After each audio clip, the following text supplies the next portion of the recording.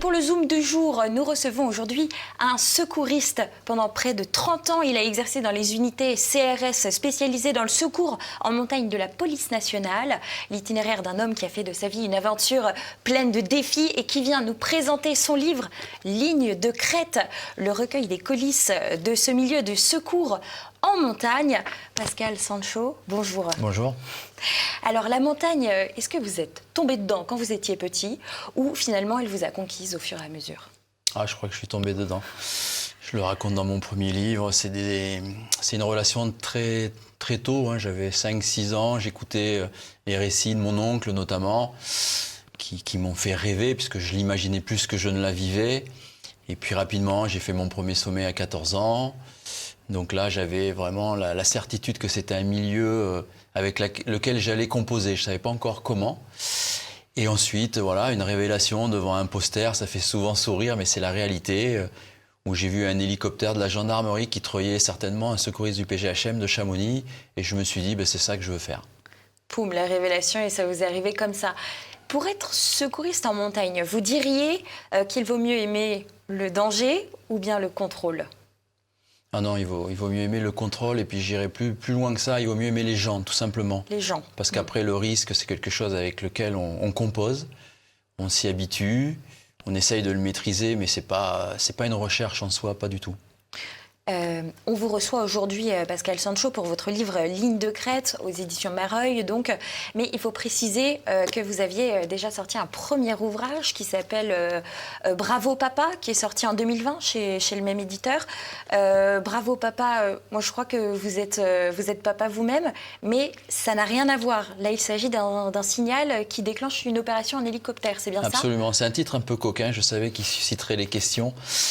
C'est l'indicatif radio de l'hélicoptère de la gendarmerie de Tarbes, avec lequel j'ai eu le privilège de travailler pendant de nombreuses années. Et puis c'est aussi un petit clin d'œil quand même aussi à mes enfants. Parce que quand on fait ce genre de métier, on voit un peu la reconnaissance à travers ses enfants et c'est toujours valorisant. Il y a des mots comme ça qui vous lancent en opération tout de suite, la concentration tombe et ça y est, il faut y aller, c'est ça ? Oui, je crois que petit à petit, on s'habitue. On a une formation de très haut niveau. Hein. C'est une formation très exigeante. 10% à peu près des gens sont retenus. Donc, petit à petit, avec l'expérience, on apprend à rentrer dans le vif du sujet. Voilà, avec une phase rationnelle où on réfléchit à ce qu'on va faire. Et puis, très rapidement, on rentre dans l'action et on apprend surtout à maîtriser ses émotions parce que l'aspect psychologique est important dans ce métier. L'aspect psychologique, donc vous venez d'en parler, l'aspect physique également, intellectuel pour la gestion de l'organisation, etc. Il faut être résistant aussi au froid, endurant, moralement stable, je suppose, tout de même, pour faire face aux situations, pas prendre feu soi alors que d'autres ont peur à côté. Comment est-ce qu'on gère tout ça au quotidien ? Je pense qu'il faut une formation de base. Là, on se rapproche quand même de tous les métiers de l'urgence, hein. Avec nous, la spécificité du milieu qui est quand même prégnante, c'est vrai. Mais bon, on apprend déjà avec une formation solide, un sens quelque part de notre devoir et de l'idée qu'on se fait de la vie. Ensuite, un engagement sans réserve, hein, puisque quand on fait ce métier, il faut savoir aller au bout de sa mission, ce qui n'est pas neutre, c'est pas qu'un symbole. Et ensuite, l'expérience fait qu'on apprend de ses erreurs, on apprend de toutes les expériences qui sont à chaque fois différentes. On apprend des moments difficiles, c'est surtout là où on se construit énormément.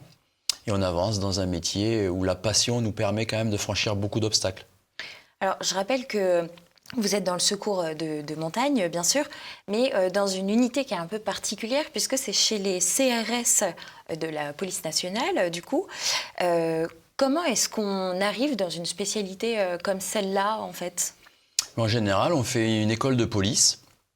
Et ensuite, on est plus ou moins repéré par des recruteurs. C'est souvent même le cas avant parce qu'on y rentre souvent pour faire cette spécialité. Et ensuite, on subit toute une somme de tests à Chamonix. On a notre centre d'entraînement et de sélection à Chamonix, le CNAS des CRS. Et au fur et à mesure, on apprend la montagne, on apprend le secours, on apprend le secourisme. Et si on a la chance de faire partie des 10% d'élus, on est affecté dans une unité opérationnelle. Vous avez eu des collègues déjà qui étaient vierges de toute expérience avec la montagne et qui ont décidé de se lancer dans un rêve finalement, mais qui n'avaient pas de connaissances comme vous Absolument. pouviez en avoir? Je le dis d'ailleurs dans le premier livre, dans Bravo Papa, j'ai un ami qui venait du rugby, avec des capacités physiques un peu hors normes, et lui n'avait jamais vu la montagne, n'avait jamais pratiqué, et donc il est arrivé fort brillamment. C'est un peu différent aujourd'hui, parce que pour des raisons de compacité de la formation, on va dire, et aussi de coût, on essaye de recruter des gens qui ont déjà pratiqué.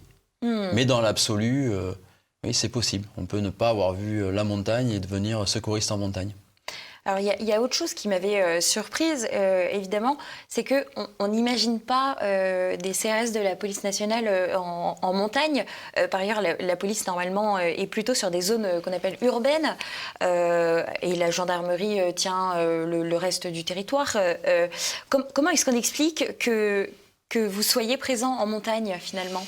Voilà, il y a une origine historique. Le secours en montagne date de 1958, suite à un drame qui s'était passé au Mont Blanc, une affaire qui est bien connue des montagnards, qui s'appelle l'affaire Vincendon et Henry, où à l'époque, les sociétés de secours bénévoles assumaient le secours en montagne. Et sur ce cas de figure, ils avaient été dans l'incapacité de mener à bien le secours. Ça avait fait grand bruit, notamment au niveau des médias. Et donc l'État français avait décidé d'organiser sous sa forme régalienne, le secours en montagne. Donc, dans un premier temps, ceux qui ont répondu présent sont les CRS de la police nationale et les gendarmes, à travers les PGHM. Voilà. D'accord. Est-ce que vous, personnellement, vous plaideriez pour un ordre commun, finalement, du secours de montagne? Parce qu'aujourd'hui, en montagne, on a les pompiers, on a les gendarmes, on a la police et on a les sociétés civiles, finalement. Oui, alors c'est surtout quand même une mission qui est gérée par l'État. Police, gendarmerie et pompiers. Un corps unique de secours, oui, j'en parle à de nombreuses reprises. Je pense que les intervenants de terrain, ça ne serait pas obligatoirement une difficulté que de s'orienter dans cette direction. Peut-être un peu plus au niveau des états-majors. Mais malgré tout, je reste persuadé que la mutualisation des moyens, ce qui est déjà un peu le cas entre police et gendarmerie, on a déjà des formations communes, on a des équipements communs. Vous regardez les tenues, à part le badge gendarmerie ou police, c'est la même tenue. Donc je pense que oui, on gagnerait à évoluer dans cette direction, notamment pour éviter soit les petits chicayas de bonne aloi qui peuvent exister, mais surtout pour maintenir dans le temps une unité de cohérence par rapport au niveau, et puis aussi une unité de lieu en étant présent au maximum dans tous les massifs, ce qui n'est pas obligatoirement toujours le cas. Oui. Et donc oui, je plaiderais assez favorablement à cette idée. Alors, montagne, haute montagne, du canyoning, mais aussi des missions de sécurisation de bâtiments civils. À quoi ressemble une journée type, finalement, d'un secouriste de votre unité? Alors, la mission principale, ça reste quand même malgré tout le secours à personne. Donc, on est dispatché dans des postes de secours ou auprès d'un hélicoptère dans une base hélico, et on est amené à répondre à toute mission de secours en montagne, en tout temps, en tout lieu, sur l'ensemble du territoire. Après, c'est vrai que comme on a un statut de policier, on peut être amené à faire des missions de sécurisation de personnalités qui seraient en montagne. On peut être amené à faire des missions de police dans des milieux inaccessibles. Ça a été par exemple le cas à l'époque pour le TA ou pour l'affaire Colonna en Corse. Ça peut être la sécurisation aussi d'événements sportifs de grande envergure comme les Jeux Olympiques. Et puis ça peut être aussi un prolongement dans la transmission de missions de coopération qui existent pour la police ou la gendarmerie dans bien des domaines, mais qui existent aussi pour les secouristes en montagne. Dans le livre, Pascal Sancho, vous évoquez l'évacuation d'une militante Greenpeace qui s'est accrochée à la Tour Eiffel. Est-ce que vous pouvez nous raconter? Alors ça, c'est des missions qui rentraient dans le cadre de notre statut de policier. On venait en appui d'unités de police avec lesquelles on collabore tout au long de l'année, que ce soit le RAID, la BRI ou les groupes d'intervention. Et donc on était là pour amener un petit peu notre regard extérieur et notre plus-value en termes de technicité sur tout ce qui est descente sur corde, amarrage, etc.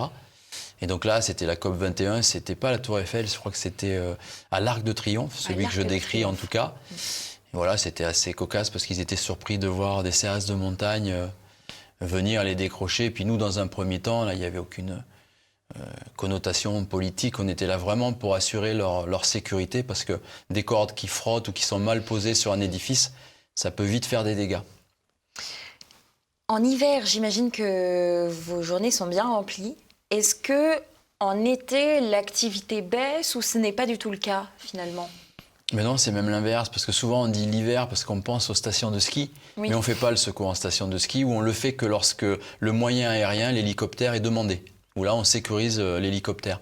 Mais sinon, non, nous on a une activité qui est relativement liée aux périodes quand même de vacances scolaires, donc elle est assez constante tout au long de l'année avec des gros pics, hein, ce sont les vacances, et l'été, oui, c'est quand même une grosse activité, puisque la montagne a une force d'attraction de plus en plus marquée. Les touristes sont de plus en plus présents et on travaille énormément l'été. Est-ce que vous parliez tout à l'heure de mener la mission jusqu'au bout? Moi, je vais avoir une question d'ordre un peu personnel pour vous, parce qu'elle sent chaud. Est-ce que le soir, en rentrant chez vous, vous arrivez à couper un petit peu, ou bien est-ce que vous ne débranchez jamais? Ça vous travaille, en fait, finalement? Bah, disons que là aussi, il faut s'habituer. En tant que sauveteur, moi, de toute façon, j'ai toujours fait la part des choses. Chez moi, j'ai jamais abordé beaucoup le sujet, par pudeur, et puis aussi pour un peu protéger ma famille.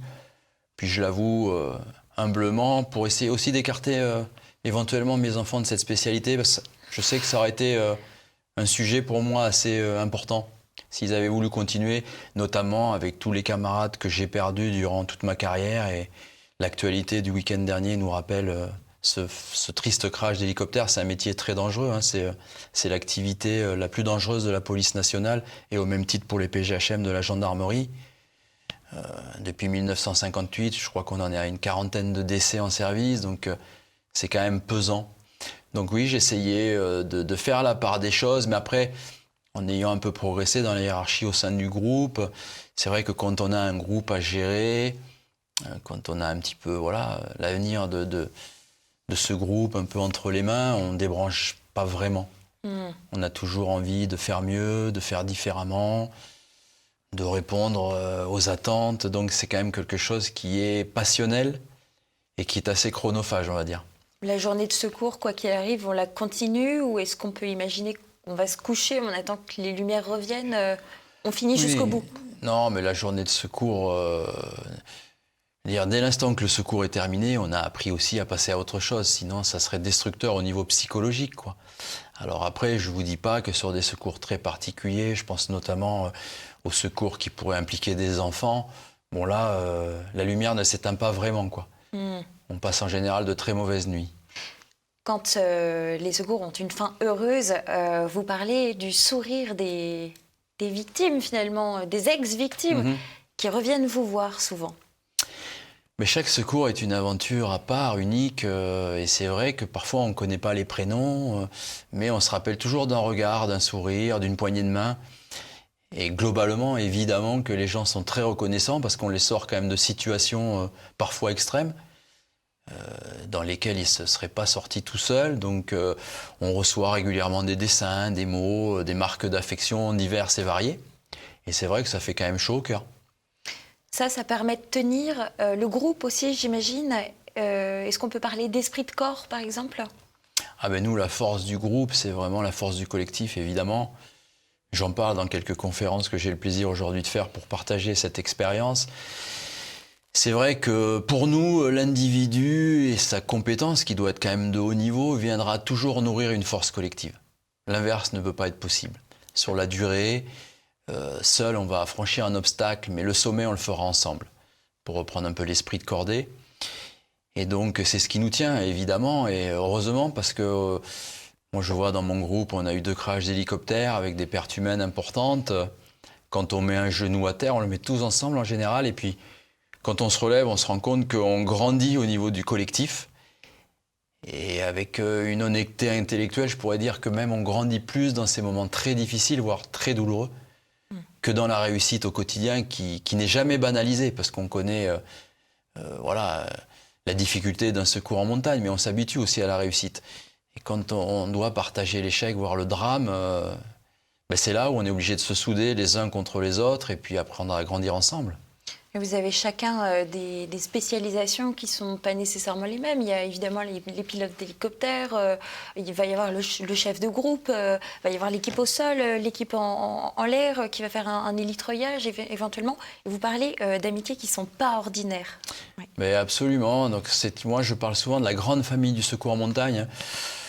Pour l'expliquer un petit peu, en règle générale, si on part sur une opération héliportée qui va représenter 9 secours sur 10, on va dire, vous avez un équipage, donc un pilote et un mécanicien treuilliste, c'est lui qui va nous treuiller.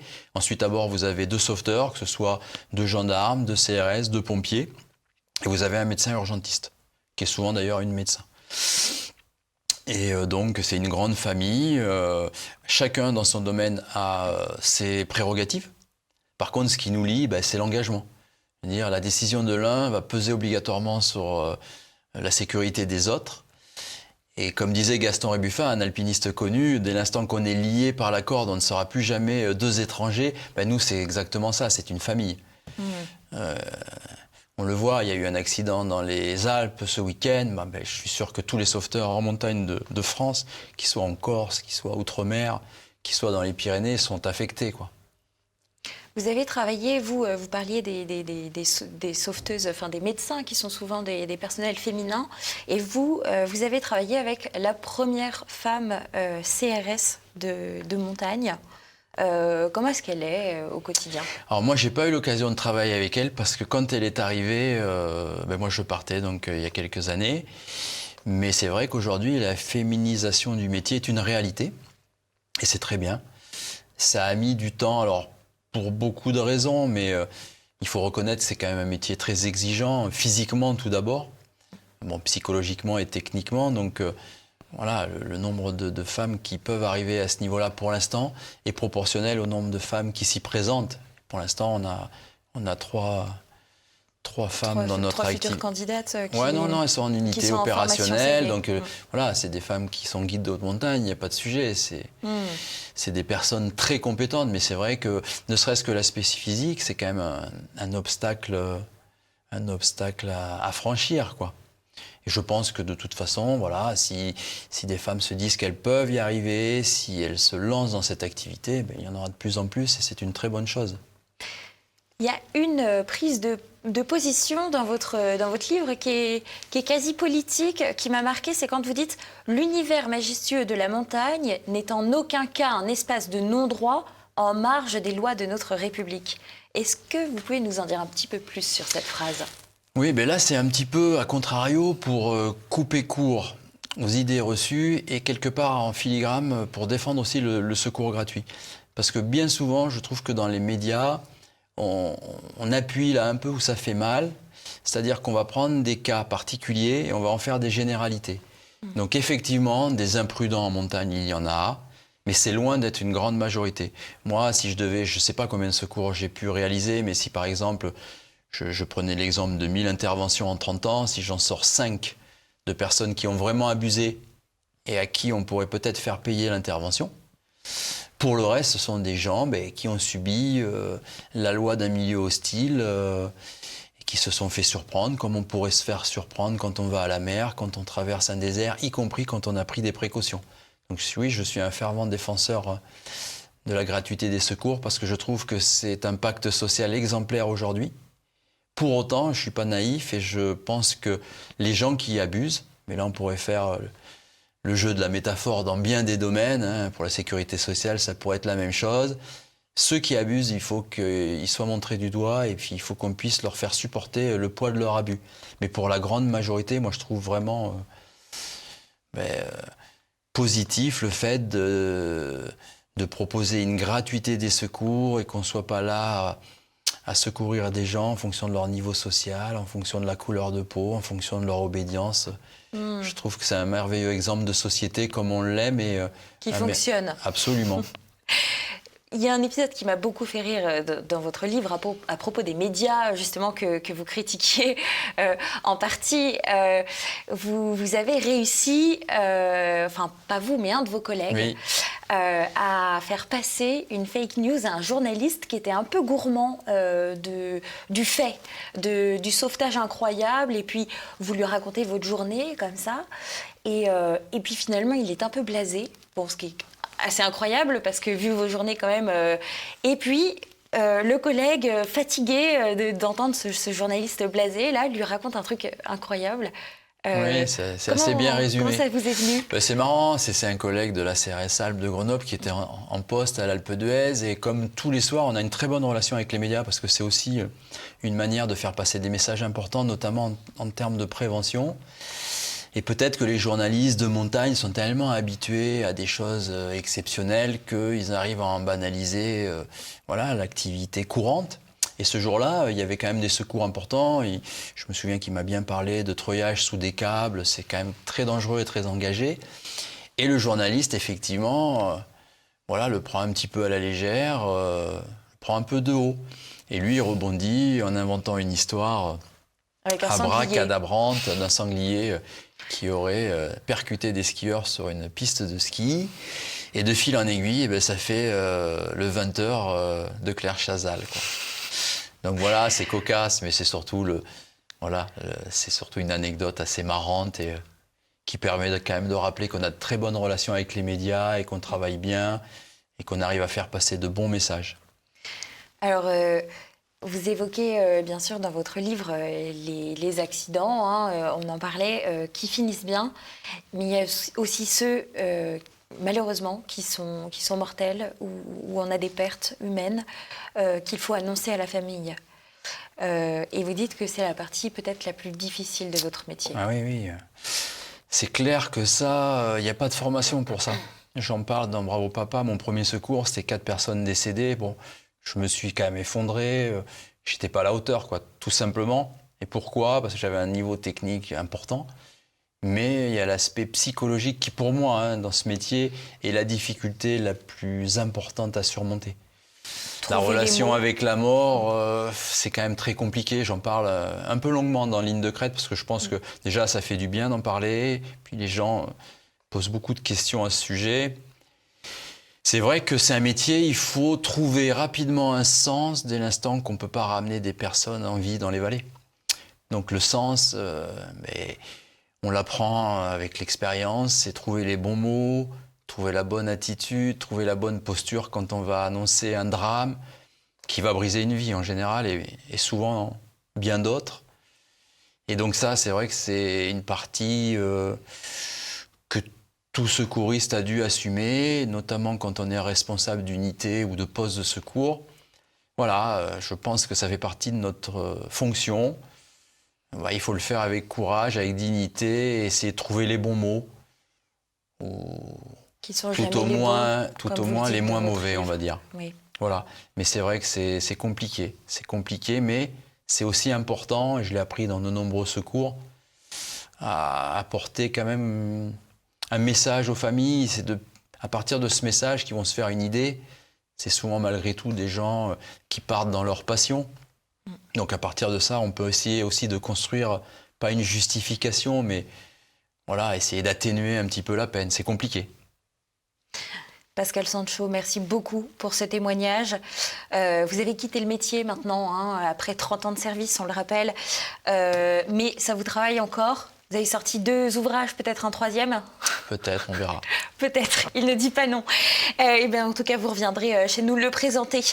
Merci beaucoup d'être venu sur le plateau de TV Liberté. Je vous le rappelle, chers téléspectateurs, n'hésitez pas à commenter cette vidéo, à cliquer sur le pouce en l'air et abonnez-vous pour ne rien manquer de notre actualité. Quant à moi, je vous dis à très vite sur TV Liberté.